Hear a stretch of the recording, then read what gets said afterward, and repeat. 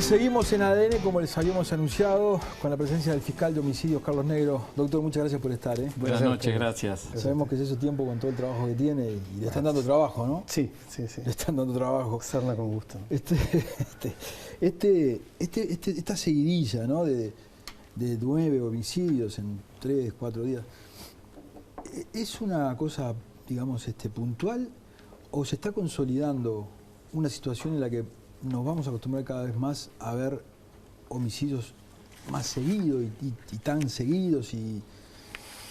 Sí, a ver, el fenómeno de la violencia, el incremento de las cifras de violencia que terminan lógicamente con delitos de homicidio, tentativa de homicidio, es un fenómeno que se viene registrando hace varios años ya de crecimiento bastante intenso, tan intenso como atípico para lo que estábamos acostumbrados en Uruguay.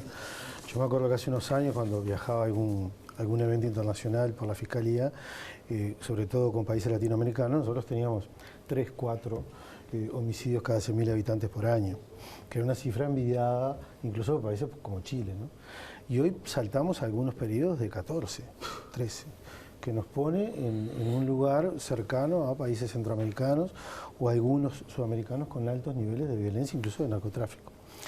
Entonces eso en Uruguay no deja de llamar la atención, pero ya es un dato de la realidad, no es de hoy, no es del año pasado ni del otro, es de un crecimiento que viene sostenido ya hace una década, o quizá un poquito más, donde año a año las cifras se incrementan y se incrementan los niveles de violencia en la sociedad. Y hoy tenemos un país especialmente violento. ¿Y hay en especial algunas causas particulares que explican ese aumento en los homicidios? Bueno, sí, yo lo atribuyo, a ver, hablo siempre desde un punto de vista personal y el trabajo de los fiscales es el caso a caso. Nosotros trabajamos hoy con un caso, mañana con otro. Nuestra tarea no es el desarrollo de teorías sociales que expliquen el fenómeno del delito y la violencia. Es resolver los casos, llevarlos a juicio y ganarlos en lo posible cuando podemos hacerlo. Eso lleva también a la deformación de tener un poco más de información de repente que el común de los ciudadanos. Pero siempre dejando en claro que no somos especialistas en, no es una estadística, en digamos, explicar lógicas de la violencia y del delito. Pero sí, lógicamente, el incremento de la violencia tiene algunas causas que son tangibles. El fenómeno del narcotráfico es, sin dudas, algo privilegiado en este análisis. No creo que sea el único. Creo que también la apuesta a la cárcel como solución de los problemas y no visualizarla también como parte del problema, también ha incidido directamente en que el fenómeno del delito se reproduzca. No solamente no se combate, sino que aparte se reproduce. ¿Por qué? Porque ¿cómo es el fenómeno? ¿Es la explicación de la cárcel con el homicidio? Y bueno, porque la cárcel, en definitiva, en las condiciones que están las cárceles uruguayas, son una ineludible reproducción o fábrica de delincuentes. Un delincuente entra por un delito menor, por hurtos reiterados o pequeños hurtos, y sale convertido en una persona que estuvo un tiempo sometida a altos niveles de violencia, con personas que ya padecían estos niveles o detentaban estos niveles de violencia, lo cual hace que cuando salgan sin perspectiva de trabajo, sin ningún tipo de contención social, porque aparte hay gente que sale con su núcleo familiar prácticamente dinamitado por efecto de la droga, por efecto de la cárcel, ¿a dónde van? Bueno, no van a ningún lado, van a la calle. Eso reproduce la necesidad de lo único que saben hacer, que es el delito. Entonces el fenómeno también entre el narcotráfico, la cárcel, como sistemático modo de combate al delito. Tenemos a la cárcel como el paradigma de la solución de los conflictos, ¿no? Decía Luis Parodi hace un tiempo que a los uruguayos nos encanta la penitencia, nos encanta castigar, siempre y cuando el castigado sea otro, o sea del otro círculo o del otro. Pero es realmente un fenómeno también a estudiar por quienes realmente saben de esto, ¿no? Doctor, yo le comentaba ahora que cuando yo empecé a dedicarme al periodismo de seguridad o policial, yo recordaba bien que hubo una época en que el nivel de aclaración de los homicidios era de 80%, lo cual no era redituable en términos de perder o ganar, matar, ¿verdad? Hoy ha caído a casi un 50% el nivel de aclaración. Y ahí el fenómeno del ajuste de cuenta vino a jugar un papel cualitativo medio clave, ¿no? Porque aparte lo que asusta no es la pena. Lo que asusta al que tiene probabilidad de cometer un delito es precisamente la probabilidad de que lo agarren. Claro. Y Claro. No es la pena. Yo puedo fijar una pena de 250 años que la persona que está determinada a cometer el delito está pensando no lo van a agarrar. Si no, no habría delito. Bastaría con que los parlamentos sancionaran penas y pusieran penas absolutamente draconianas como para terminar el delito. Y eso es barato, es rápido y es fácil. Si no se hace es porque no tiene los resultados que se espera que tenga. Entonces, lo que sí inhibe de cometer el delito es la investigación, la posibilidad de que a uno lo atrapen. Aunque sea poca la pena, no quiero que me atrapen. Entonces, o dejo de cometer el delito o me van a atrapar. Entonces, esa lógica funciona un poco explicando. Pero además, el homicidio de antes, como yo suelo llamarlo, era el homicidio de aquella persona que por un avatar de la vida o determinada circunstancia que lo pusieron en el lugar y en la hora equivocada, le quitó la vida a otra persona. Esa persona, que no tenía un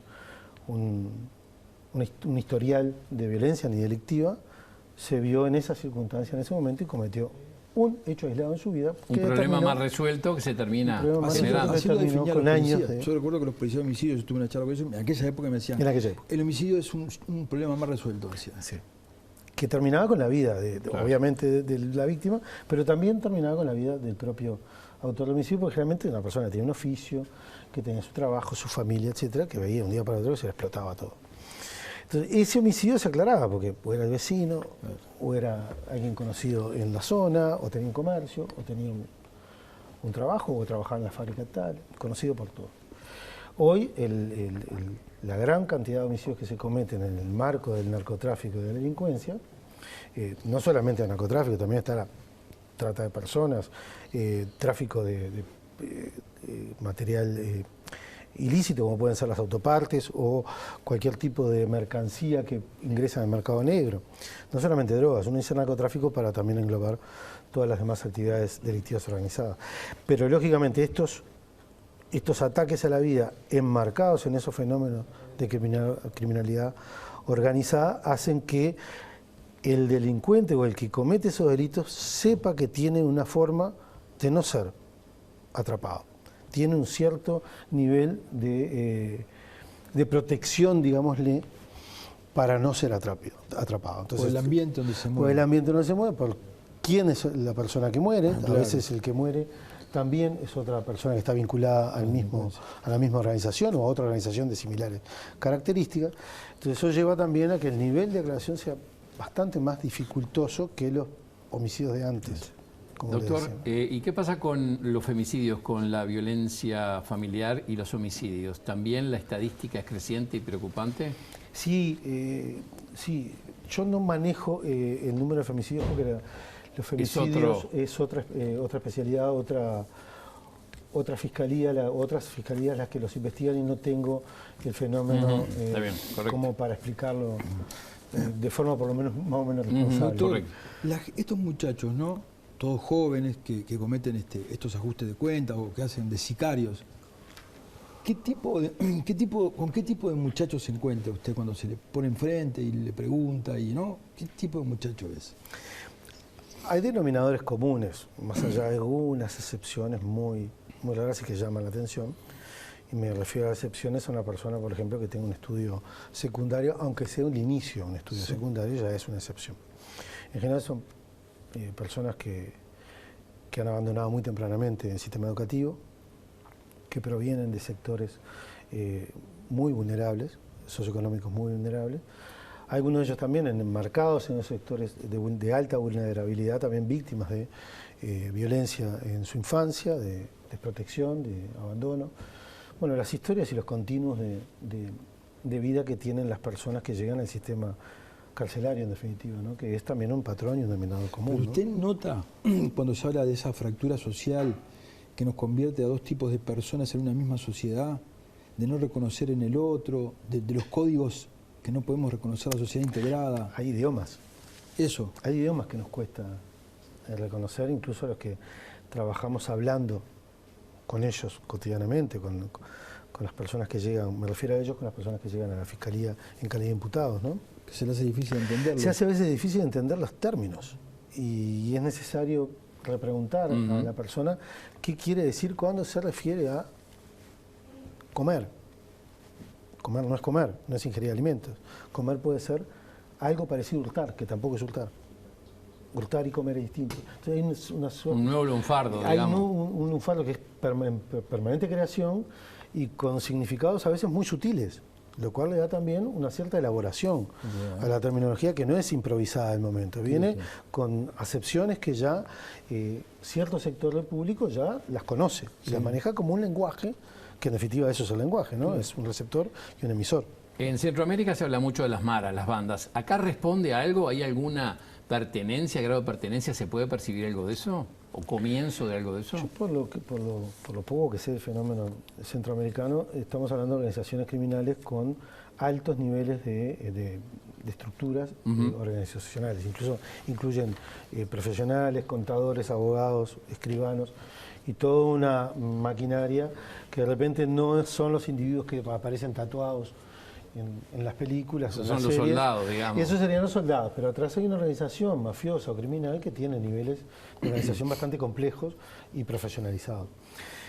En Uruguay lo que se nota más son organizaciones de tipo, nosotros lo llamamos territoriales, es decir, en determinados barrios, determinadas familias, empiezan siendo familias que luego conocen otros integrantes que se vinculan a estas familias por algún que otro motivo y terminan siendo como adoptados por esas familias, donde esos grupos de organizaciones o de individuos forman pequeñas organizaciones que disputan territorios barriales y de narcotráfico en su zona, mayormente. Y rara vez salen a otras zonas. Entonces, el fenómeno de la Mara en Uruguay es un poco difícil de traspolar. Y yo hace algunos años le comentaba a algún colega que de repente uno mira la organización de alguna hinchada o barra brava de fútbol, de básquetbol, sobre todo de fútbol, y puede tejer algunos lazos de parentesco porque ya evaden de lo territorial, porque tienen cierta organización, porque tienen liderazgos, porque tienen profesionales contratados para eventualidades. Entonces, ahí me parece, pero es forzar la comparación seguramente, y alguno que entienda me puede llegar a decir que soy la pertenencia es más barrial que otra cosa. Sí, es territorial. Sí. Le quiero hacer dos preguntas en una. Hablamos de que, algunos hablamos de que cuando la gente dice que se maten entre ellos, en realidad lo que se está fomentando es que se pierda, se pase la línea del valor de la vida, y se matan entre ellos y te matan a vos después, ¿no? ¿Usted nota así en el juzgado, en sus testimonios, una falta de desprecio por la vida, según nosotros la vemos, la vida como un valor? ¿Y hay alguna diferencia entre aquellos crímenes que se dan también por situaciones eventualmente de momento dentro de ese mundo y el sicario particularmente, que tiene uno y otro y otro? El sicario es un fenómeno aparte. A ver, hay varias partes de la pregunta. La primera parte, sí, el valor vida en este tipo de sectores sociales no puede ser nunca medido con el valor vida que nosotros le atribuimos a la vida. Estamos hablando de individuos que difícilmente se representan la semana próxima o los próximos 15 días. Gente que vive realmente el momento, ese momento, las horas posteriores y poco más. Dudosa o muy dificultosamente se representen su vida más allá de los 25 o 30 años, si es que tienen 20 o 18. No hay un plan de vida, como nosotros conseguimos un plan de vida. Me voy a conseguir este trabajo, voy a ganar mejor, voy a conseguir una chiquilina, o me voy a poner en pareja, o con un chiquilín, o lo que fuera. Y luego voy a tener hijos, o voy a optar, o no los voy a tener porque voy a viajar. Bueno, esos planes de vida no se trazan. No hay un sueño, no hay una vida. No hay un sueño, no hay un plan. No hay un plan trazado ni mínimamente. Entonces, el valor vida, con todo esto también adquiere una relativización que no puede ser comparable a lo que nosotros entendemos como el valor vida. Y eso después se lleva a que, claro, cuando le quito la vida a otro, si es del propio círculo, bueno, esa otra persona va a tener el mismo valor vida que esta persona que mata. Entonces también eso relativiza mucho lo que ellos entienden como grave o no grave. Y bueno, finalmente, también el fenómeno del sicariato escapa un poco a esta dinámica porque ya es una profesionalización del homicidio, ¿no? Ya es una actividad que se hace por dinero y que escapa muchas veces a lo que son los momentos o los sistemas de vida que tienen. ¿Es marginal o va creciendo? ¿Qué? El sicariato. Va creciendo. Va creciendo. Va creciendo, sí. Va creciendo por lo que es la circulación de dinero fácil. Dinero proveniente de actividades ilícitas. El dinero de la droga es dinero fácil. Se consigue mucho dinero en poco rato.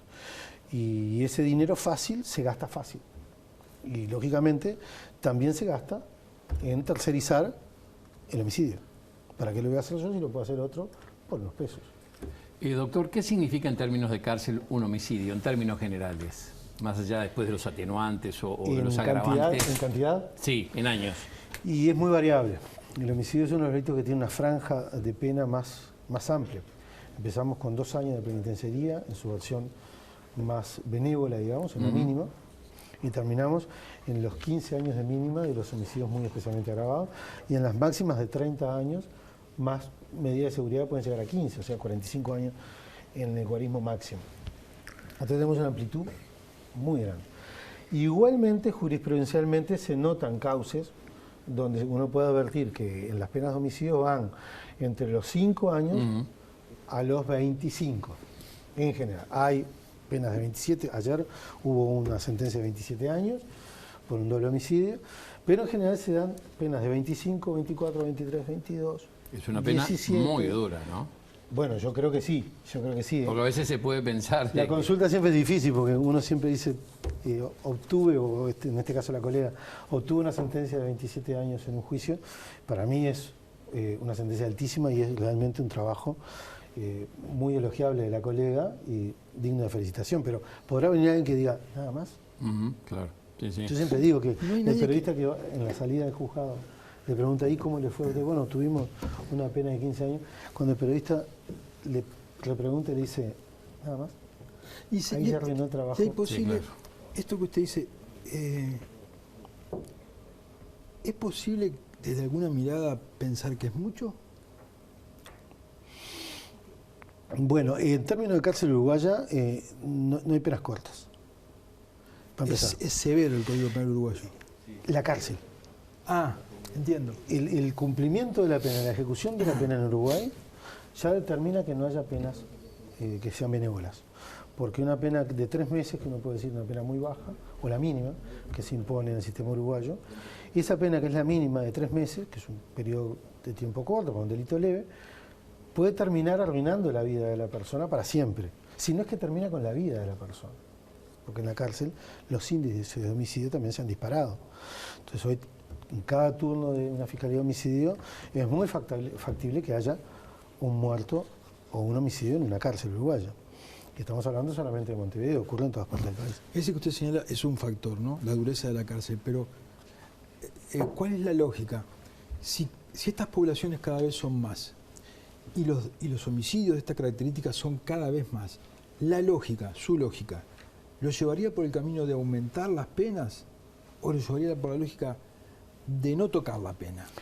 Yo entiendo la pregunta. Volvemos un poquito atrás. El homicidio justamente es el delito que tiene las penas más altas que habilita la legislación uruguaya, porque en sus guarismos máximos puede llegar incluso hasta los 45 años por medidas de seguridad. Entonces, creo que aumentar la pena del homicidio no repercutiría demasiado en la lógica esta de delito y castigo.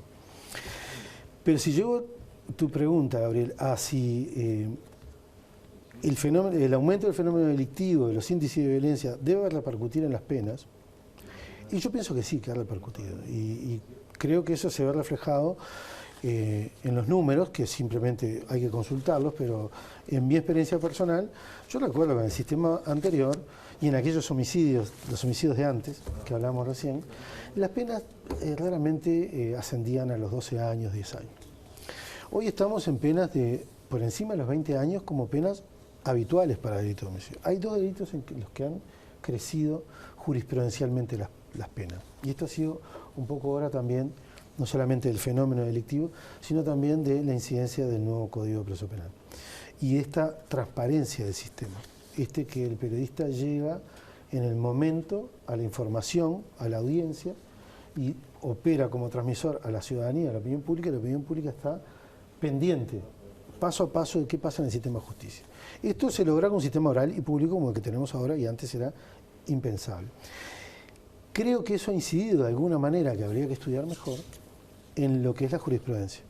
Hoy tenemos penas que superan los 20 años en homicidio como moneda corriente y antes no ocurría eso. En delitos sexuales pasa lo mismo. Tenemos penas de 8, 10 años, el otro día una sentencia por violación de 8 años, que antes eso era bastante poco habitual y no veíamos penas más allá por delitos sexuales de 5 años. Doctor Negro, usted hizo referencia al nuevo Código del Proceso, se cumplió esta semana 4 años, ¿no?, de su puesta a punto.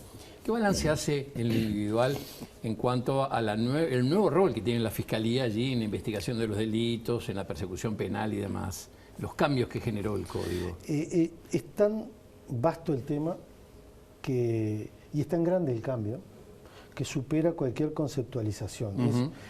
El cambio ha sido de tipo, parece un lugar común, pero no lo es, cultural. Cambió la cultura de las organizaciones, la cultura del trabajo, la cultura de la oralidad, la cultura de la transparencia, la cultura de la rendición de cuentas del trabajo que hago o dejo de hacer, y si no rindo cuentas se nota y se advierte igual por parte del público. Y eso ha hecho que el cambio en la objetividad y en la imparcialidad del sistema judicial, de los jueces propiamente dicho, no del sistema, del poder judicial de los jueces, ha sido tan bueno que nosotros los fiscales tengamos a cargo la investigación de los delitos que antes la hacía la policía junto con el juez. En primer lugar la policía asistiendo o informando al juez de lo que iba haciendo, pero primero actuaba y después informaba. Así ocurría en la generalidad de los casos. Hoy nosotros estamos al frente de la investigación, dirigiendo la investigación y como directamente responsables de esa investigación. Hoy ya no vale decir la policía tuvo la culpa. La culpa ahora la tenemos siempre nosotros. Culpa o responsabilidad, como quiera llamarse. Pero las decisiones las tomamos nosotros. Y si no las tomamos, fue también problema nuestro. Entonces, eso genera una cultura de trabajo que es absolutamente diferente. El tiempo dirá de los resultados de ese trabajo y si podemos salir aparte del resultado matemático, es decir, o estadístico. Bueno, cuántas penas, cuántos presos, gravedad de las penas, números. Habría que ver dentro de unos años en calidad del sistema de justicia, en transparencia, en oralidad, en justicia, en tratamiento de las víctimas, en participación también, ¿no?, de la víctima. En rapidez también, ¿no?, de los procesos. En celeridad. Hoy tenemos juicios que duran 1 año y se ponen 23 años, 24 años de pena. Antes teníamos, solamente de presumario teníamos 3, 4 años. Claro.